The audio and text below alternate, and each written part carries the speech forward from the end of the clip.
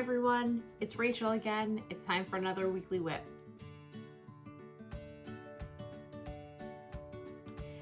Actually, I'm pretty excited because I have a lot of things to talk about, and anybody who knows me knows I love to talk. So I'm going to dive right into it.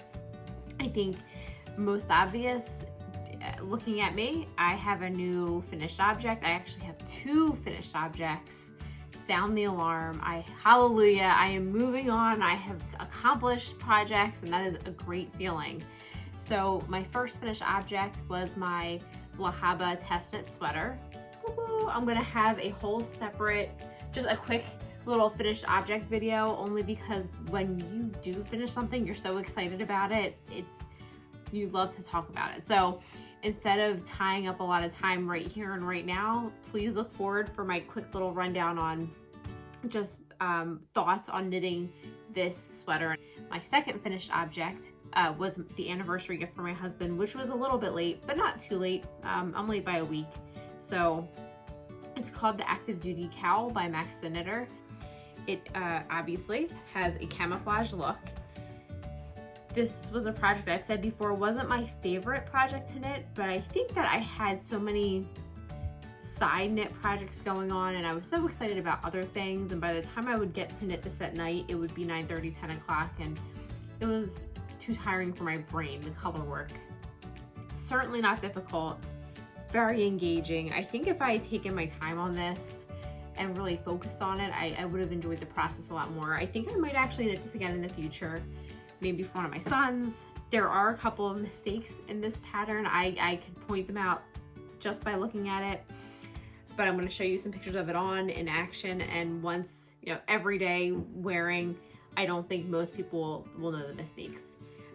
And if somebody notices the mistake, my husband is just going to tell them that they need to be socially distanced and they're standing too close. So that's my strategy with the Active Duty Cowl.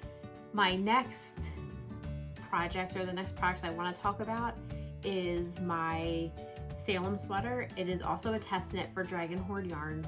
So this is exciting to me, and I will explain why. There are a couple elements of this test knit or this sweater that I was excited about and really wanted to be a part of. I like the look of the sweater on the designer. So it's Trista Molina from Dragon Horde Yarn.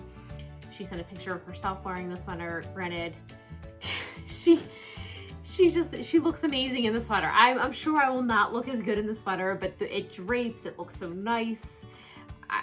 It's one of those drapey sweaters, but you don't look like you're wearing a tent. So sometimes I have that issue, just that I feel like I knit something, and if the shaping isn't right, it may not be super flattering. So the fit looks to be right. There's some cabling work and some bobbles, and girls, who doesn't love the look of some cables and bobbles? But the biggest win for me, and you're gonna see a big theme with this week, is it's a combination of mohair and fingering weight yarns. And since I have seen the Love Note sweater come out by Tin Can Knits, which I have not knit yet, but I see it all the time, I really wanted to incorporate more mohair, or make a mohair project selfishly for myself, because it looks so comfortable. So I had a lot of trouble figuring out what color I wanted to knit this sweater. Then I had the challenge of not wanting to mix fibers, in the sense that the Lahaba test knit, I used all stash yarn. So it was a combination of just random yarns that I found, and it created a little bit of a challenge during blocking. Not a big deal. I'm so happy with the finished product, but I thought it may be easier, since I'm doing a test knit, to stick with the yarn the designer used, and that was her yarn, Dragon Horde. So I wanted to use her yarn for this, and then because she's an independent dyer and she dyes and bashes, my first couple of choices may have been sold out, so I didn't necessarily get what I wanted right away, and I had to use my imagination. But listen, sometimes when you're in a situation and things don't work out your way, there's another way, and it could be a better way. You don't know, so just go for it. So, after 2 hours, when I should have been working, and I'm sitting here fantasizing about colors of yarn, I was finally able to come to a decision. So I decided to go with pink as a base. I do love pink, even though I'm not always wearing pink. I do like that color. So the pink is the base, and I figured I would add a variegated yarn as my mohair to accent it. I was also concerned because it's a cabling project. I didn't want the main color to be too variegated. I know I'm saying this wrong. Listen, I laugh at myself all the time.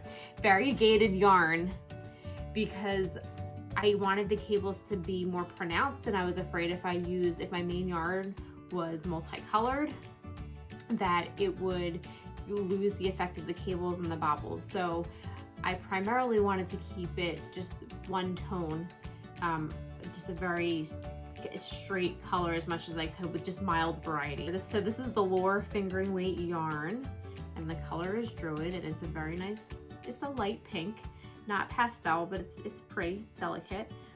And then the mohair I use just to spice it up a little, bring a little pop of color, but not too much so we don't lose the definition of the cables and the bobbles. This is called, it's the Nymph lace weight yarn, and it is called Gnome Craft. And who doesn't love that name, right? So that's what they look like. This is what they look like wound up. When I saw this, I was a little bit nervous. Like, oh no, I feel like this is really dark and I don't know how this is gonna impact the sweater. And I got a little anxious about it, and then I did my swatch. And it actually is, I don't know if it'll come across on the camera, but you retain the color of the pink, but it's not too pink, it's more muted, and the green pops out really nicely with the yellow. So really, for as nervous as I was, and for as much as I was doubting my decision, I am really happy with it. So my next test knit is for Brooklyn Tweed. They're a little more closed matte, like they don't really want me to say that much. So this is going to be a part of their holiday release. As I get more and more far along, I'll just show you some vague pieces of the project rather than the details. This is another cabling project that is supposed to resemble icicles when it's done. So it's supposed to be wintry in the fact that the cables are around, it's a yoke knit sweater with raglan shaping, and the neck area is supposed to resemble icicles with the cabling pattern. Part of this sweater that is not so exciting is that I chose a navy blue Arbor by Brooklyn Tweed. And actually, it's Fleet is the technical color. It is so dark that it is very hard to see, and I know only I have these problems where it's so dark I can't see. I have very unique knitting problems, but this is a problem. I feel like when it's dark, I'm literally in my bathroom trying to count stitches. It also doesn't help that I have a 2-year-old that I'm usually trying to knit and take care of him at the same time. But listen, what I've learned is when it comes to this cabling chart, I have to wait until the baby's in bed. I can put it down and I'm focused on it because I don't want to mess up and I don't want to make a mistake. Excitingly enough, I was actually able to cast on for a Christmas gift this week. Woo! Finally! Well, I've been talking about it for the last couple weeks, so this is actually going to be a hat, and this is all I have done so far.